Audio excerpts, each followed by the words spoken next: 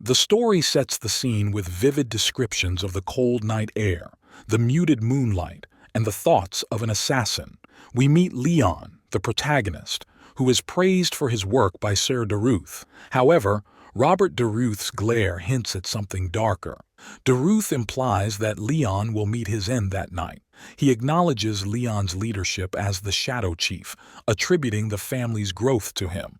Leon modestly accepts, but is challenged by Daruth on whether the Shadows desire freedom. Leon insists they must obey orders without question. Daruth's interrogation unnerves Leon, especially when he asks about Leon's failure to enforce brainwashing. Leon is shocked, wondering how Daruth knows. We learn about the Robert family's method of controlling their assassins: brainwashing. Leon reveals he broke free from this conditioning. Daruth explains they use two collars for control, revealing the second collar's purpose with a snap. Suddenly, Leon is racked with intense pain, bleeding from his mouth. Daruth reveals the rage worm, an insect that eats at Leon's heart, allowing them to monitor his emotions. Enraged, Leon questions the necessity of such cruelty, wondering if brainwashing wasn't enough. This unveils Leon's backstory and the grim reality of his enslavement. Leon says that he was kidnapped at an age he does not remember, and he was raised as the Robert family's hunting dog. He somberly expresses that he was the head of the Shadow and lived his life without any emotions or a mind of his own. He continues that, coincidentally, he was able to learn a breathing technique called the Fire's Ring, and to prove that this was the divine skill of the best swordsman, he broke free from the brainwashing. He dwells into deep despair as he questions his life and wonders what kind of sins he has committed to die such a meaningless death. However, just then something flares up his spirit and he picks himself up, gritting his teeth and determined that this cannot end like this. He stands up, startling and surprising Daruth, who asks how he can even stand up in such a state. Leon's eyes glow and he glares at his opponent, preparing himself to attack. Daruth sees the wrath of the slave approaching him. He immediately raises his arm to counter. He slashes through our hero's body in just an instant. In the blink of an eye, we see our hero's body cut through with a sharp, cutting slash, blood sputtering out and his head rolling over on the ground as his eyes fill with emptiness. He then makes his leave and notices a small cut on his hand, wondering when was the last time he was injured. He's annoyed at being bitten by his own disposable hunting dog. Just then we see that our hero has not yet given up, his eyes still glaring at the torturer stepping away in disgust. But just before he gives up, the realization dawns upon him, and he contemplates his regrets, expressing that he is upset about living a life without a reason.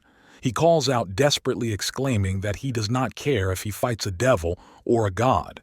He wants to get revenge no matter what. That's when a charm starts to glow right beside him.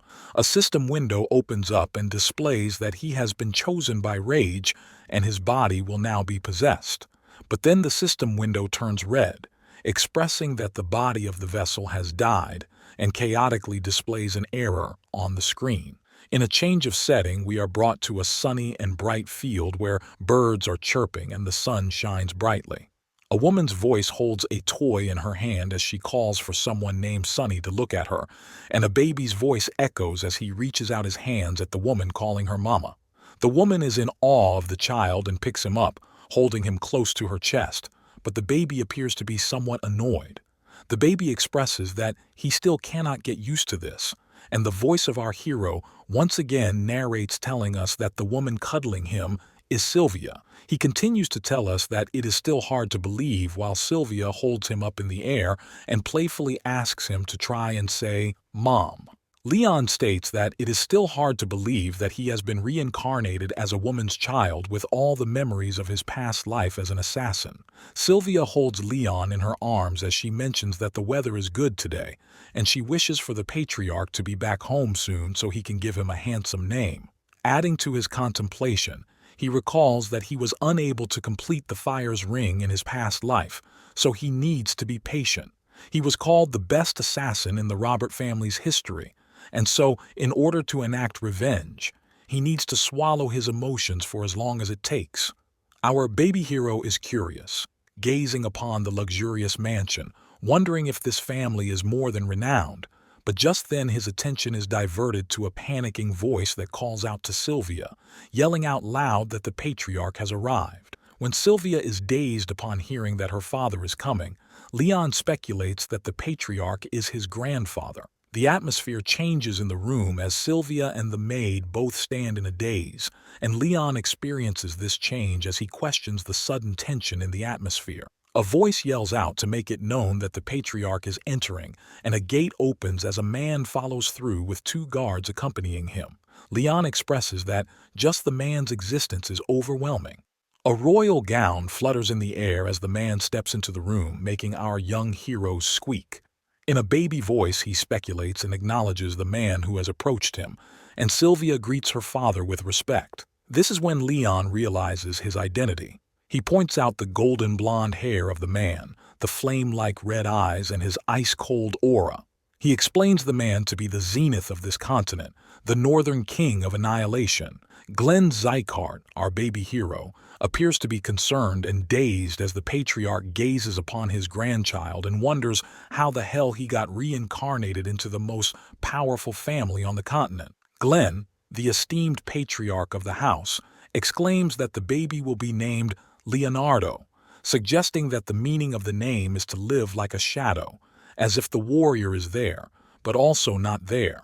Leon's baby eyes widen at this statement. It's hard for him to process how he was given the same name as his past life. Night falls upon the land eventually, and moonlight shines through the room as Leon pretends to be soundly asleep in his cot. But actually, he is wide awake and wondering if everyone else has gone to sleep. He sits up and contemplates the fact that after 100 days, he now finally has his chance. Sighing in satisfaction, he expresses that he should get started. He sits upright, crossing his legs to perform a certain stance, calling upon the fire ring ability. Our baby hero explains that this continent's normal training method uses breathing styles. One absorbs nature's energy and gathers the aura in the energy core. However, he adds that the fire rings he has obtained use a different path. He expresses that by using the fire ring, one can grow their mentality and body. He desires that if he can make Zygarde's swordsmanship his own, defeating and enacting revenge upon Daruth won't just be a dream. Analyzing himself, he is skeptical, but he points out that it's because of such a premature body filled with freezing energy that his body felt cold even after sleeping for more than 20 hours. He knows that he needs to break through them using the fire ring, but he expresses that throwing away such highly pure cold energy is a waste, although he questions if he can infuse it with the fire's flow and circulate it throughout. Some time has passed and our baby hero has concluded his training. Although he thinks that it is slow, he is still making very good progress. Just before he decides to move on to the next stage, he feels a bit agitated, and he feels the weight of his eyes as he slowly closes them to sleep. Leon has soundly slept in his crib, and this is when Glenn, the patriarch, emerges from the shadows to observe his grandchild. He raises his hand above Leon's head, and small sparkles of energy twinkle around him. Night changes into day, and the sun shines upon the window of the huge and luxurious mansion. The cutest protagonist, Leon, crawls on the floor, muttering nonsense, and Sylvia follows him throughout, encouraging him to crawl a little more while playfully squealing in joy. This goes on when suddenly Sylvia is called upon by a strange voice, and her attention is diverted towards the man who calls for her. Her face immediately lights up as she turns to face the source of the voice and calls the person the saint. The saint takes a slight bow to pay his respects to the lady, but requests her to simply address him as Sir. Leon's eyes widen upon seeing the man. He wonders if the person in front of him is someone called the Saint of the Rags, and enlightening us with more background upon the characters, our hero once again narrates that the saint has divine power, medical techniques and skills that can reach the ends of the world. However, he adds that although the man is the most famous physician, no one can see him due to his wanderlust. Coming up close, the saint gazes upon the baby, expressing that he came to see Sylvia after hearing about his birth, and he picks up Leon to gaze upon him closely. She says that the name of the child is Leon. The saint is taken aback, questioning if they named the child while knowing that it means shadow. Sylvia hesitantly agrees with the speculation, and the saint follows up with disappointment, not understanding what Glenn was thinking before naming the child. Leon observes their expressions as he notices that the two are being quite casual with each other. Nevertheless, the saint holds our baby hero firmly as he smiles in joy, wanting to have a closer look. He then places his hand over the baby's body and a strange energy flows and glimmers over our hero. The saint notices that there is something wrong, as is apparent by his facial expressions. Sylvia also notices this and asks the saint about it, and the man tells her that the baby has the bitter cold curse. He gives back the baby for Sylvia to hold as he continues to elaborate that the baby's energy circuit has been blocked off by ice energy. If they treat him correctly before his future checkups, he will not die. Sylvia's eyes widen in shock and her voice starts to shake as she states that the saint is lying. She does not believe this to be true, and just as the saint tells her about writing a prescription to start the treatment, a voice calls out to interrupt him. The voice belongs to a maid who rushes forward to the saint to tell him that the patriarch is looking for him. The saint lets her off, telling her that he will be there with the patriarch once he is done with the conversation. But the maid insists that the patriarch wants to see him right now. Accepting the call, the saint hesitantly takes his leave, expressing that the patriarch cannot get his timing right. Observing the situation, Leon thinks that knowing about the disease does not change anything because, as long as he can complete the fire ring on time, such a curse won't be an issue. This is when a teardrop falls onto his face, making him halt in his thoughts. Our baby hero gazes upon the crying face of Sylvia, who still believes it to be a lie. She promises that she is going to make it better no matter the cost. She is still in denial that her child is sick with the deadly disease. Leon's eyes widen and his heart skips a beat. He wonders what this emotion is, and he expresses that his heart is aching. He sees himself observing the poor woman, telling himself that he does not wish to see this among the wails and the screams. Sylvia suddenly stops crying when her baby's hand touches her face to wipe off the tears. Glenn was busy engaging in a conversation with the saint when suddenly a commotion rises from the other room, diverting their attention. The voices of the maid yell and call for Lady Sylvia to stop, and Glenn questions what the ruckus is all about. The maid follows after Sylvia as the yelling continues, and she warns her that the patriarch is inside the room. The door breaks open and Sylvia barges into the room. Despite the maid's best efforts, she glares at the patriarch while she huffs and puffs to catch her breath. The red eyes of the patriarch Glenn glare at his daughter as he confronts her about the reason for this ruckus. He mentions the rude and unsightly behavior, demanding a suitable answer, but he stops mid-sentence when he sees his daughter kneeling before him on the floor with tears in her eyes, begging him to save her child. However, the patriarch does not seem to be bothered as he sips away on his tea. Being persistent as she is, Sylvia exclaims that the patriarch is well aware of the child's state and how much the child means to her. She repeatedly asks him to save him, but adding to the bleak, intense atmosphere, the patriarch coldly questions why he would want to save someone who cannot contribute to the family. He expresses that the child is an example of how difficult a martial artist's life is. Of course, Sylvia's tears do not appear to stop as she wails and screams for her father. The cruel man then asks the guards to take her away, and the brutish men drag her out of the room. Sylvia's screams and wails can be well heard across the mansion as she desperately shouts at her father to save her child. The cries do not go unnoticed because the saint observes this commotion. He sighs in disappointment and calls the patriarch stubborn. This is when, in a shocking turn of events, the saint questions what the patriarch plans to do now when he has called him to look upon his grandson's condition. The patriarch overlooks the confrontation and quietly sips on his tea, asking the saint to give the details. He continues to do so, saying that, as Leon grows, the condition worsens with his age. But he emphasizes that thanks to the patriarch's aura pushing out some of the cold air, he will be fine for a bit. Following the patriarch's strange dilemma and behavior, the saint asks why he has named the child Shadow, expressing that there are many names that he could have chosen from. Interestingly, The patriarch mentions that the name Leon does not just mean shadow. He continues to enlighten the saint as he mentions that 1,000 years ago it had another meaning too. At the break of dawn, as the sun shines down, we are brought into the setting of the mansion. As Sylvia holds down a spoon with some medicine, she encourages Leon to gulp down the medicine provided by the saint. Anticipating a speedy recovery, the maid and Sylvia both close their eyes, wishing the baby to be healed. They open their eyes at the sound of the baby squealing and reaching out his hand for his mother. Sylvia celebrates in joy along with the maid Helen, happy that her son is healing and enduring. Helen agrees with the lady as she also adds that he must have understood their intentions. He notices the medicine to be the fire attribute medicine, which is creating warm air to push out the cold air from his mana circuits. Fast forwarding a couple of years, we are brought to a setting where our baby hero has grown. Leon narrates to fill in the gaps for us. He says that he started training after taking the medicine, and after achieving a groundbreaking first fire ring. 2 more years of training have passed.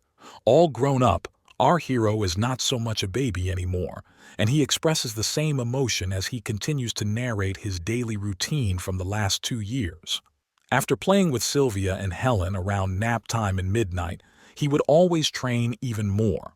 Time has passed since the start of his training, and now our hero is 5 years old.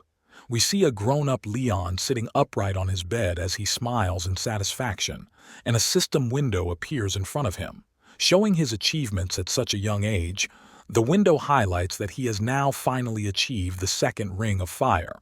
By this time, it is revealed that Leon has managed to create the 2-star ring of fire. Leon observes and gazes upon the message window as he contemplates the factors of the 2-star ring of fire. He elaborates that at this stage, the flames revolve in a cross formation and his energy observation gets more sensitive. The deep contemplation and celebration are, however, interrupted by Helen, who calls for Leon, expressing that he is up early this morning. She asks if she can take his laundry, and Leon approves. He observes Helen work her way through his laundry as he realizes that she cannot see the message window appearing before him. And now we learn, as Leon tells us, that the message windows first started appearing when he obtained the 1-star fire ring. In a flashback, our hero narrates that he did not know what it was at first, but he soon realized it to be a comfortable status window that lets him check all his stats. He also mentions Helen's strange reaction when he first started interacting with the window. He expresses that it was evident that the message was only available to him. Continuing the deep contemplation, Leon expresses that, although he has now achieved the 2 stars, his low stamina and the bitter cold curse remain. He strokes his chin and points out that improving like this would not have been possible if not for the fire attribute medicine. Reflecting on past events, he expresses that during these 5 years, Helen and Sylvia, along with everyone at the annex, have been looking after him diligently, taking care of him like a prince, rubbing the back of his head. He believes all this prince's treatment must have had an influence on him as well.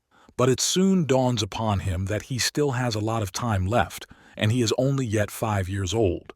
He then contemplates his condition, elaborating that the curse is a problem, and so is the low stamina, which work together to get in his way if he tries to move even a little bit. However, in his past life, he was known as the best assassin on the continent, and he had learned the greatest technique of the Ring of Fire. He adds that upon learning this Eckart's swordsmanship, he will be able to slay Daruth's neck. But as Daruth is one of the strongest transcendents on the continent, Leon knows that he won't be able to keep his mind stable if he goes insane from revenge. He concludes that even if it's slow, he needs to gain the power and finish him off when the opportunity arises. Just as our hero determines to train even harder, a voice calls at him, acknowledging that he is awake. He turns his attention towards the voice and finds his mother reminding him that they have to go somewhere today and asking him to get changed so they can leave. Leon looks out the window and elaborates that the powers that maintain the balance of the continent are called the 5 demons and 6 emperors. As Eckhart travels across the stone road, our hero continues to explain that of those powers, he has been born into the Zygarde family, which belongs to the 6 emperors. He adds that the emperors demonstrate a positive influence while the demons threaten the peace of the continent. He also explains that there are several other powers outside of these, and so there happens to be a judgment ceremony to determine if these powers are good or bad. Descartes follows into the gates of an annex as Leon expresses that today is the Zegard family's judgment ceremony. The gossiping mouths of the families that have already arrived at the ceremony echo throughout the hall as they chat and engage in meaningless conversation. The gossiping continues as they call out to other families and their sons. Just when there is talk about Sylvia and her son, it is seen that Sylvia walks into the hall with Leon holding her hand. The chatter in the hall rises as they call Sylvia an outcast. The cold faces of the families in the hall glare upon Sylvia as she walks in and observes the cutting eyes of the families that stand before her. As Leon walks along with his mother into the hall, the chatter continues, and they point out at Leon, gossiping about his height and the rumors of him being sick being true. There is refusal and denial in the words that cut through Sylvia's skin. She hears people questioning why the outcast son is participating in the judgment ceremony. The people express their hatred as they exclaim that they did not want to see the two, for it drops the ceremony standards.